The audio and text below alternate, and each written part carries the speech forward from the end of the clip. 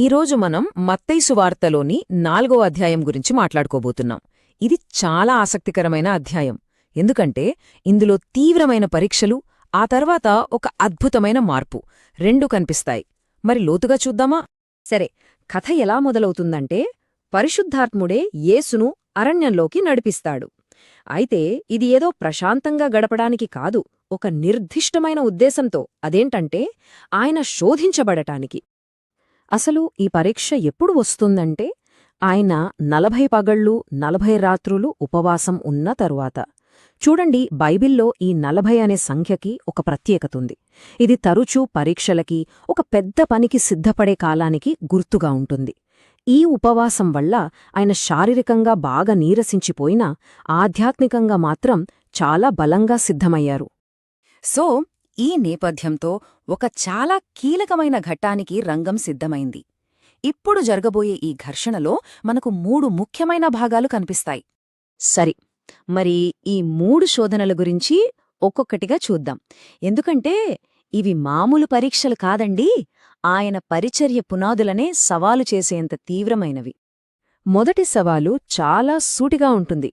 శోధకుడు యేసు దగ్గరకొచ్చి, నువ్వు నిజంగా దేవుని కుమారుడివైతే ఈ రాళ్లని రొట్టెలుగా మార్చు అని అడుగుతాడు. చూడండి, 40 రోజులు ఉపవాసమున్న వ్యక్తి దగ్గర ఆకలి అనే ప్రాథమిక అవసరాన్నే లక్ష్యంగా చేసుకున్నాడు.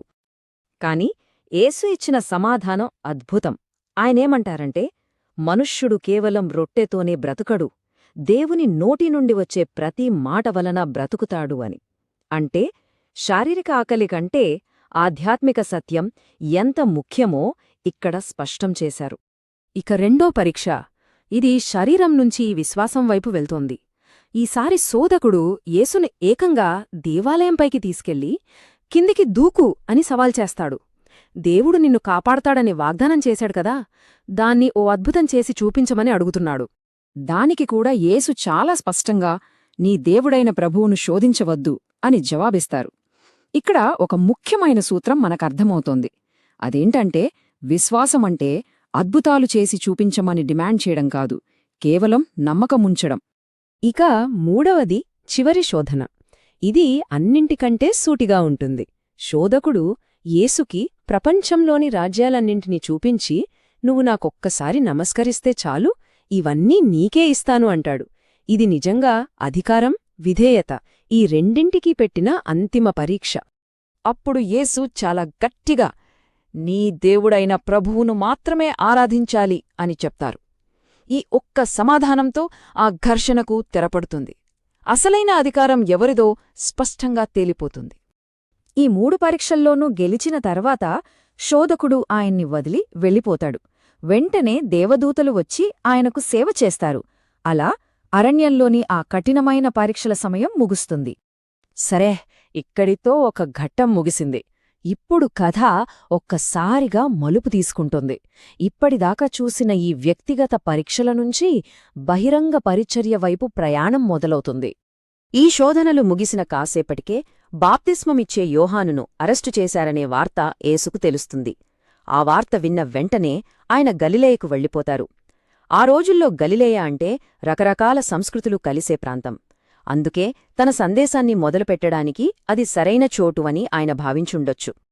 గలిలయకు వెళ్లిన తర్వాత ఆయన తన బోధన మొదలుపెడతారు. ఆయన సందేశమొక్కటే, మారుమనస్సు పొందండి, ఎందుకంటే పరలోక రాజ్యం దగ్గరపడింది.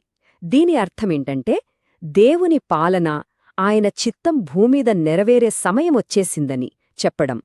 ఇక అక్కడ్నుంచి ఆయన పరిచర్య చాలా వేగంగా ముందుకు సాగుతుంది. ఆయన తన అనుచరులను చేర్చుకోవడం, అలానే ప్రజల దృష్టిని ఆకర్షించడం మొదలుపెడతారు. మొట్టమొదటగా ఆయన తన మొదటి శిష్యులను పిలుస్తారు.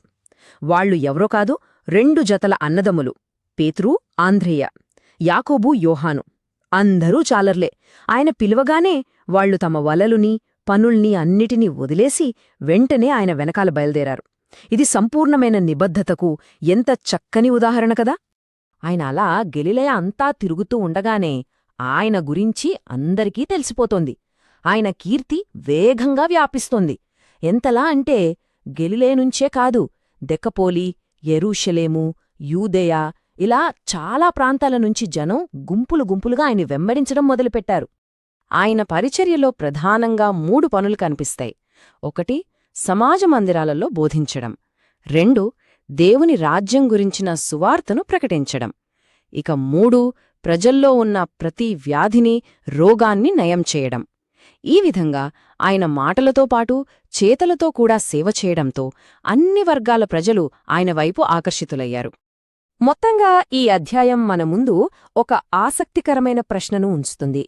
అరణ్యంలో ఒంటరిగా ఎదుర్కొన్న ఆ కఠినమైన పరీక్షలు తర్వాత ప్రపంచాన్నే మార్చేసేంత గొప్ప బహిరంగ పరిచర్యకు ఎలా పునాది వేశాయి? ఆలోచించాల్సిన విషయమే కదూ?